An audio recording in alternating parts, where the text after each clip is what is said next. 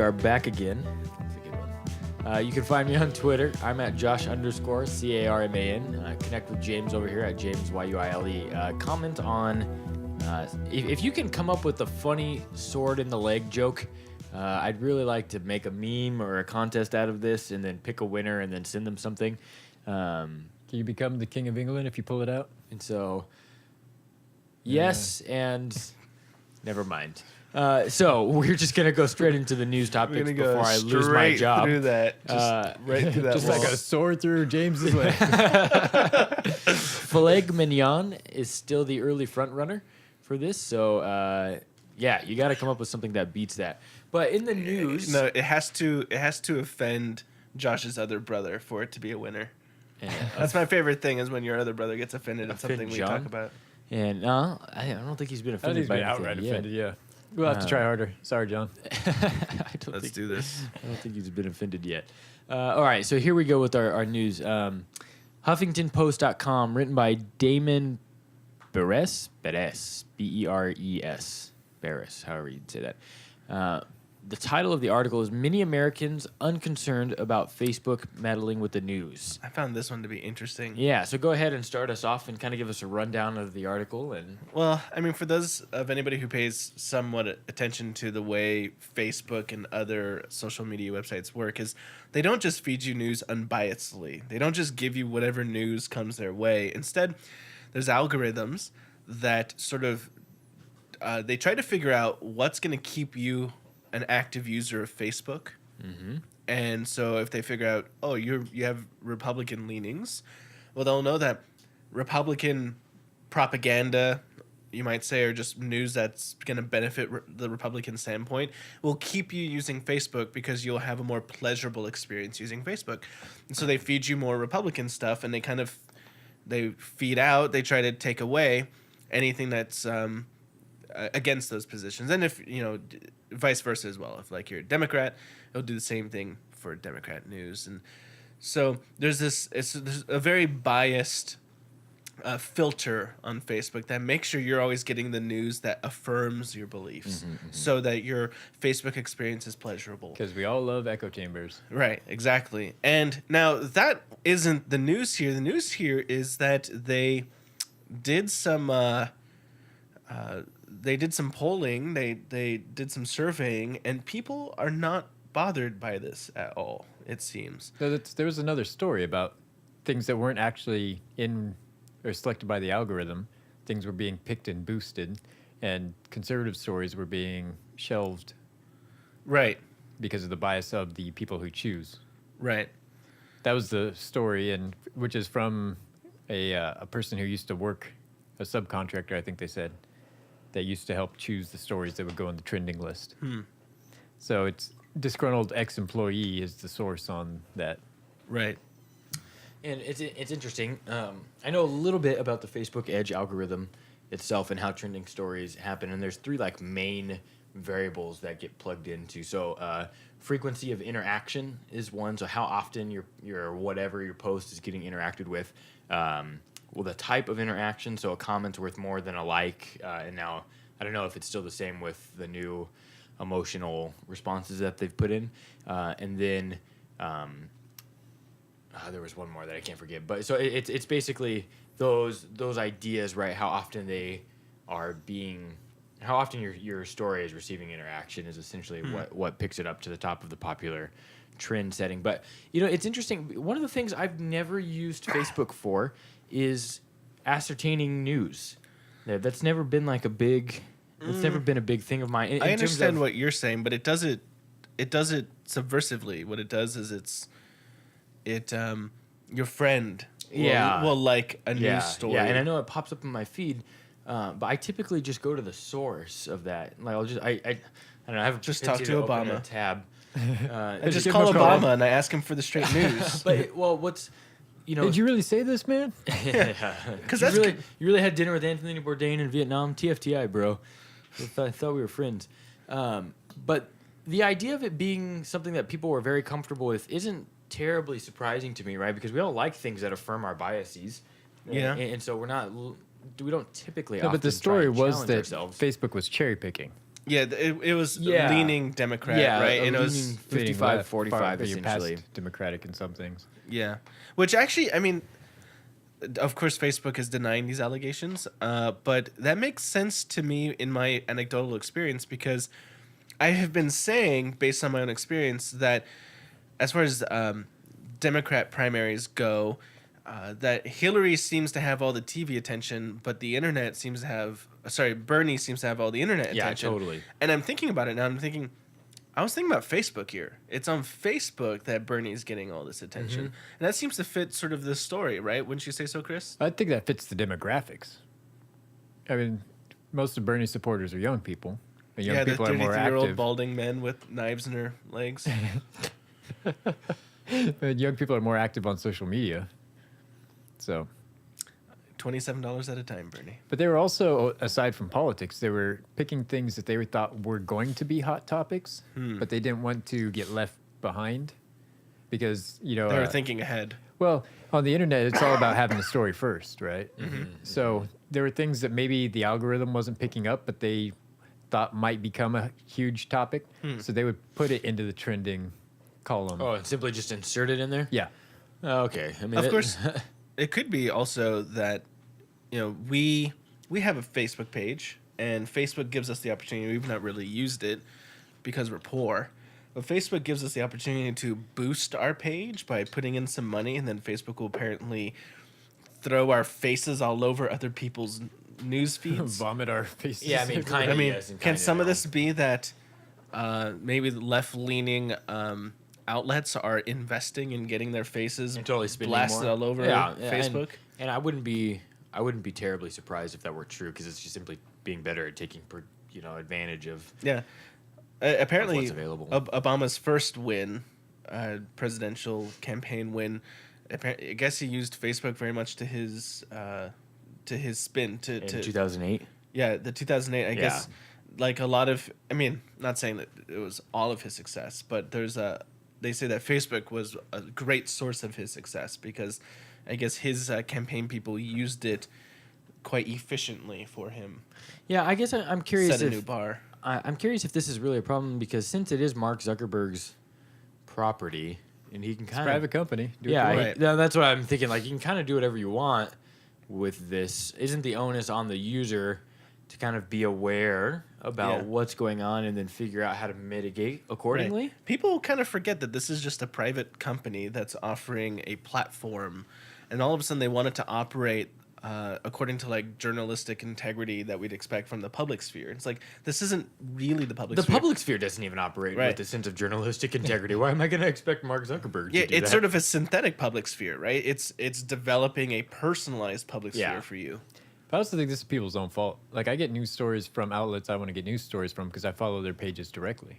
Right. Yeah, and so that's the other thing, just a general ignorance on how to utilize the site. But what's interesting is I've always actually kind of been impressed by how Facebook helps really have a huge impact on shaping what's popular.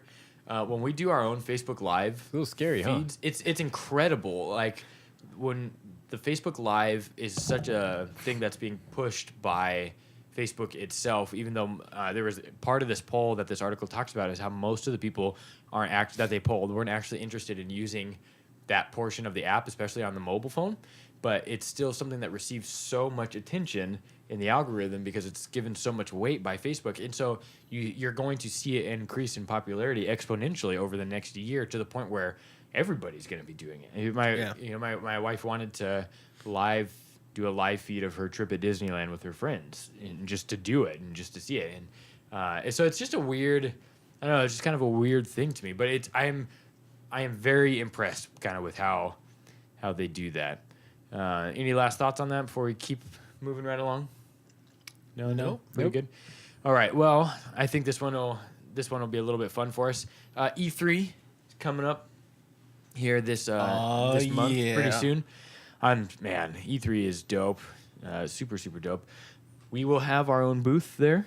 Yeah. F&W game, right? Aren't you working on that? Yeah. I mean, we're replacing EA because And- EA's Electronic Arts, one of the biggest video games publishers. They're not going to be there. And we're like, hey, E3, we'll take EA's F&W place. Games, we got it. We got this.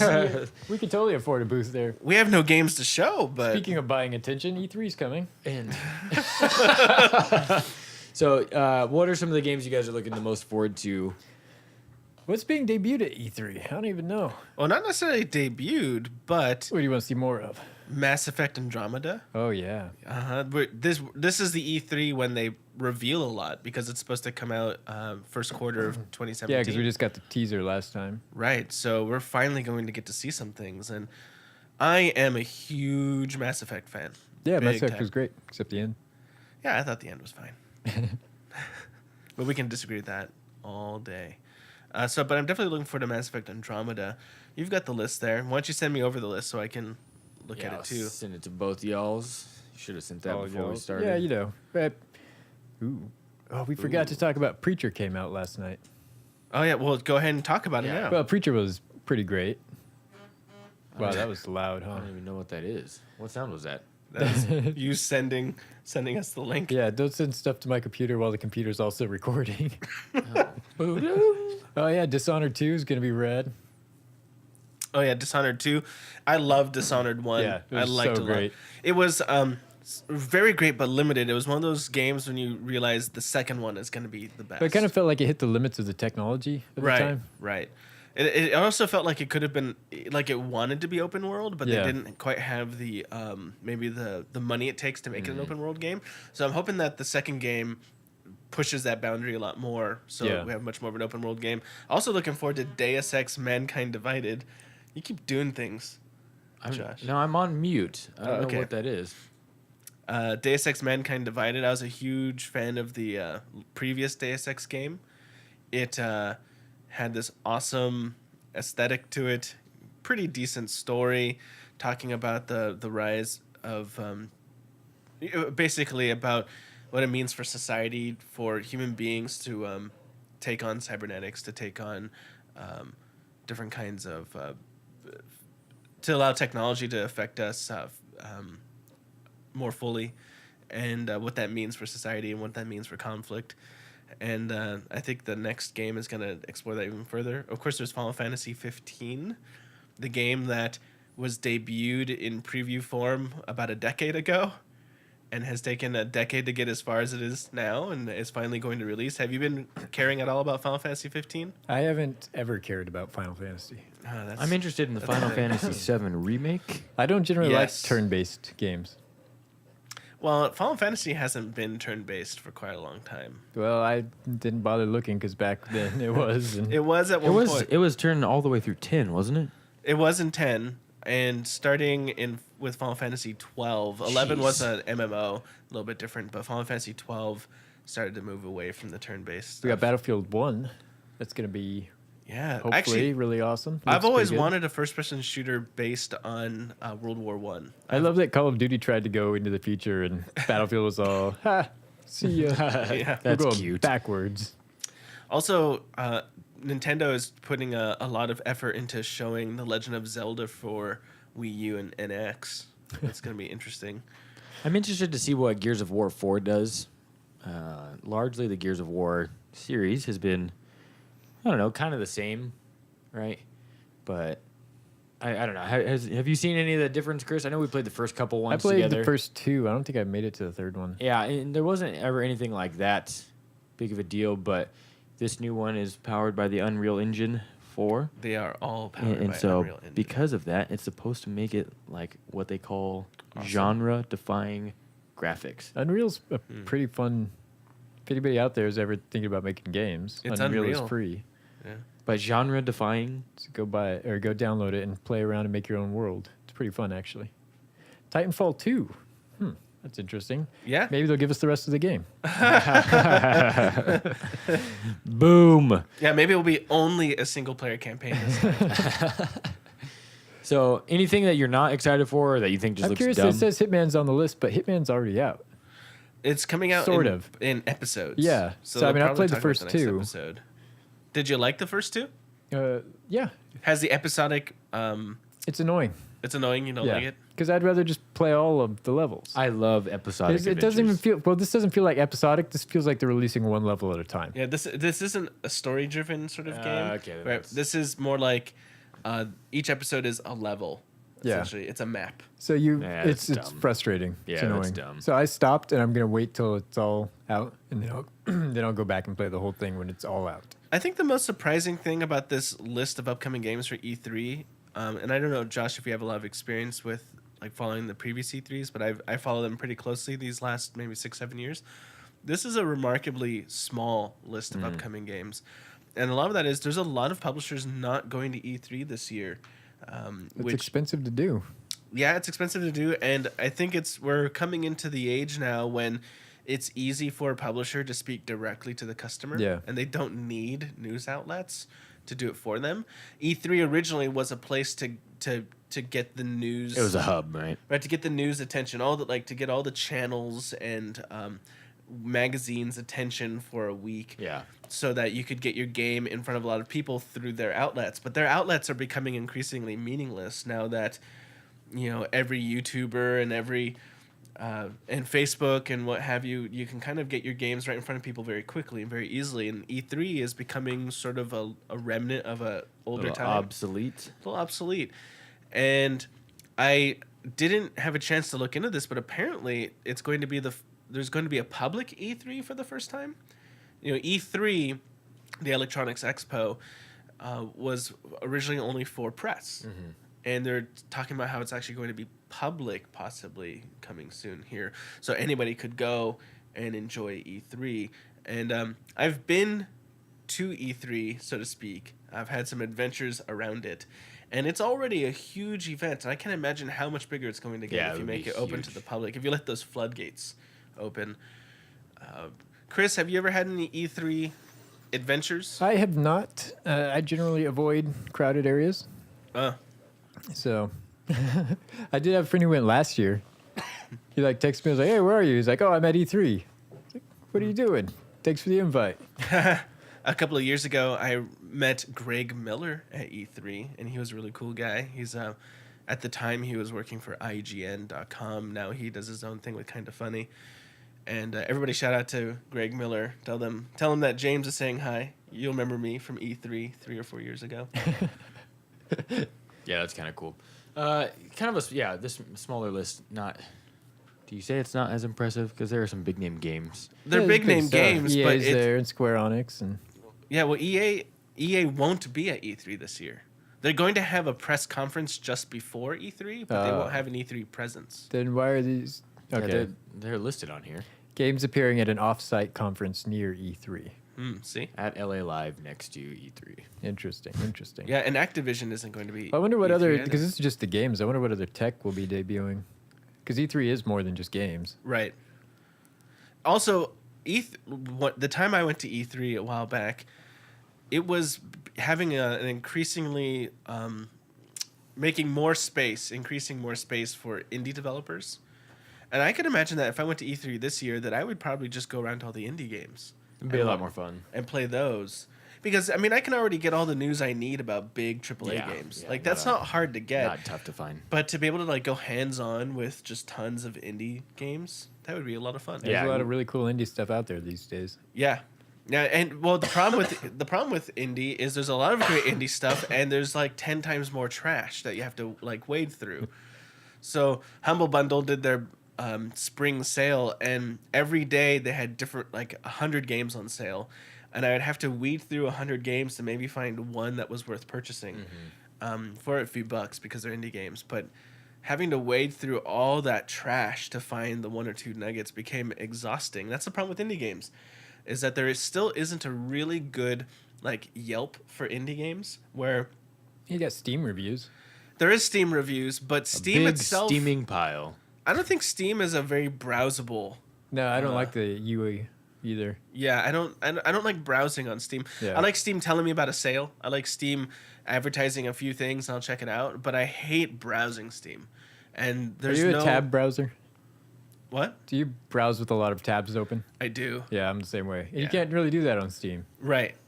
It won't let you. Yeah. That's so annoying. That's all I want is the tab. Yeah.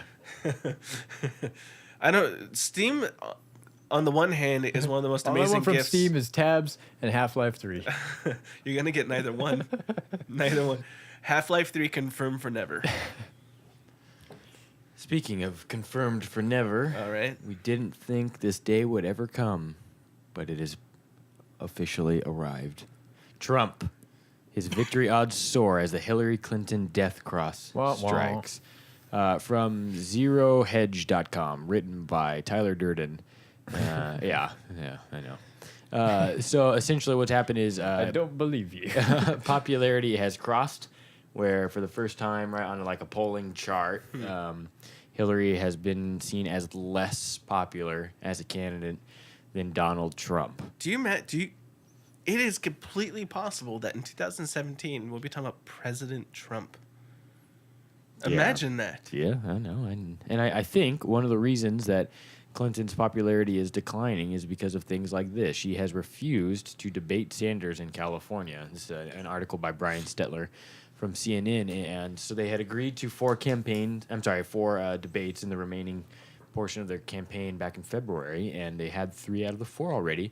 But she has again, at this point, refused to kind of go head-to-head with him at a debate in California, which even, Chris, if Sanders wins California, he doesn't get all the delegates, right?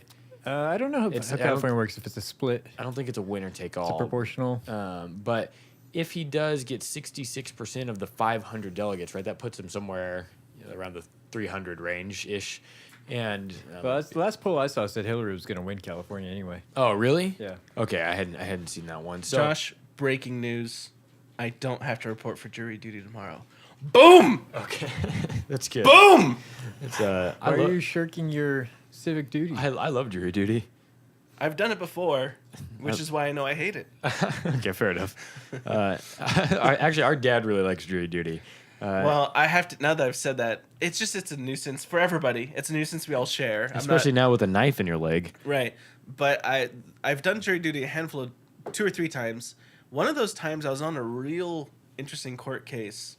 And it was pretty interesting, not just to watch the way a court works, right? Which is nothing like television, but to be in a jury and to listen carefully to all the instructions on what we're supposed to do and not do, and then go into the back room and discuss this with my other jurors, and for them to not know any of what we've just been instructed.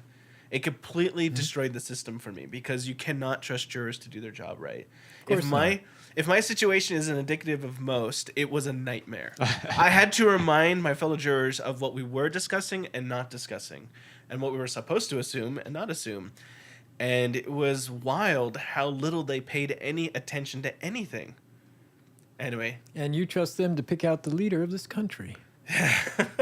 Remember, democracy is just the bludgeoning of the people by the people. Getting back on point, Chris, let me ask you a question. And I don't mean to be tough on any kind of Bernie supporters, but according to just the way primaries generally work, wasn't it sort of expected that Bernie kind of drop out by now? I mean, isn't that... I'm sure that Hillary thought he would drop out a long time ago. I mean, because look at the Republican Party. As much of it's... although it's a big, flaming mess, the various primary runners knew to drop out. Like, they knew that they had lost, and even though it came with a great deal of shame and anger, they did drop out, as they should. We don't seem to be getting that on the Democrat side of things. Shouldn't Bernie know that he's lost, even if that's painful to hear? Am I wrong about that, Chris? There's all kinds of talk about him wanting to help change the Democratic platform going forward, and so that's why he's staying in, and things like that. But I mean, really, it's a little arrogant to say that, though. Well, it's kind of a scam, isn't it? Yeah. At this point, he's still taking money from people. Right. From believers. Yeah, I mean, I saw this one guy, Eric July. It's a great commentator and voluntarist, and he was talking about what? Voluntarist. Oh, I thought voluntarist. I thought you said voluntarist. No, that's exactly what you said, right? No. Oh, never mind. It's like volunteer, volunteerist, but then there's an A in it. Yeah, Okay. I thought you were talking about a voluntarist, and I thought that was Yeah, a great. I was like, title. dude, that's a I was brilliant. just talking about how Bernie is a bad investment. yeah. These people are throwing money. They say, hey, invest in yourselves. Yeah. You get more return for it. Yeah, Right. absolutely. So, and some of the Democrats, especially from the party, are saying that like the scorched earth trail that he's leaving behind him, right, is causing problems for Hillary, and so he's kind of, Because a lot of people are so upset now that they're not going to vote at all, or they might vote Right. Trump out of spite. I think is the concern. And do you think that's true? I don't think I can't really see any Bernie people going over to vote Trump, but I can Right. see them staying home. Yeah, and just not voting at Yeah. all. Yeah. Yeah, I don't know. I was But Gary Johnson's trying to court him now. to come and be his running mate, or No, to, not Bernie Sanders, but Bernie supporters. court them. Yeah. That makes sense. Well, and it's just weird to me. I can't understand how in any semi-good conscience, understand why anybody would vote for Hillary. You know, I mean, just with the track record. Well, but when you think of it this way, Hillary or Trump, I would vote for. would you vote for Trump? No, I'd vote for Johnson. Or I'd go vote for Gary Johnson. But then you might as well we're- not If vote. it were Hillary, Trump, who would you vote for? I wouldn't. I would abstain. Yeah. Because I can't. Again, and so if I live by the motto of the Your vote is your endorsement. right, and I can't endorse in good conscience either one of them. I can't endorse Trump's racism. I can't. I mean, I do personally believe that he has those things. Those undertones are prevalent, and then the track record of Hillary. The more research I do, the less I like her. Yeah, I mean, I have no problem. I think maybe a theme of this presidential cycle is this, that people are waking up to the fact that they should have voted earlier. Yeah, and That they yeah, should have before voted things got this bad. before they got to this point. Yeah. The question is, will they remember in 4 years? No, probably Nope. not. 4 years is, it's like the Olympics. You kind of forget they exist until, oh, hey, It's Olympic Summer season. Olympics. Well, and that's I remember those. Oh crap! It's like finals. yeah, and that's an interesting thing too. We always talk about how each election is of historical importance, and it's like Not really. I don't think Nope. so. Like there's gonna I don't know. I don't think this one is going to be historically important because if Trump wins, he's gonna get blocked. For 4 years. And if Yeah. Hillary wins, there's no way that Hillary, Congress I is think, going to support her in terms think- of a I think- Republican Congress. No. But she can Chris- certainly manipulate things I think better Chris than is he right can. in the case that Hillary knows how to be a politician. Yeah, she knows how to play the game really But of well. course, Trump has used his money well. I mean, whatever he's done I to mean, get he's this done far, some, maybe right? he'll Yeah. keep doing it.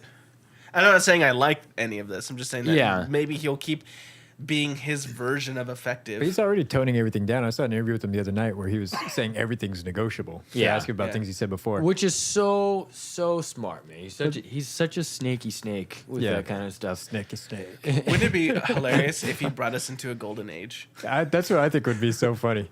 I kind of hope he wins just because I want to see all the meltdowns the day after. I can't do it. I can't. And then I will go retire to a bunker. But Who was it in Canada that was accepting people who want to go over there if Trump wins? Right, refugees I still of wouldn't America. go to Canada. yeah, it's so cold, dude. There's not one nice place in Canada. That's not true. Toronto's That's not, pretty nice. Yeah, Canada's a pretty nice place actually. Well, the places that are within the border of the U.S. are pretty dope, right? But So, the say.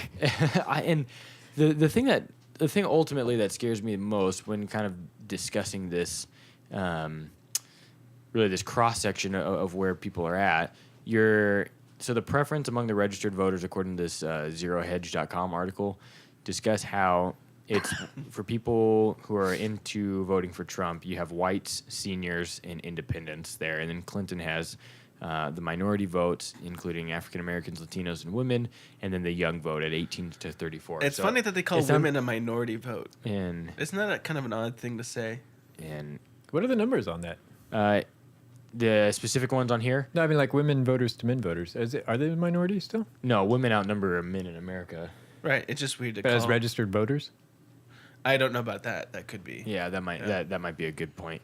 And so it's basically like old white guys versus everybody else. It No, is- there's a lot of middle-aged and younger even white guys. right. So Support Trump. senior independents. So not according to this poll here. The one I'm looking at, the 18 to 34 year olds are, I guess, which is considered the younger demographic, right? Only 32% percent are in favor of Trump versus the 55 It's a towards large Hillary. percent for Trump, though. And 32. Sure. But I mean, in terms of how the whole thing ultimately shakes down, right? And so, There's something I kind of want to... I've said this before, maybe about 6 or 7 weeks ago, and I want to say it again. So we wanted to make Faith and Whatever a legit thing. We went through a number of processes that helped us be a business, and we had to look into tax code.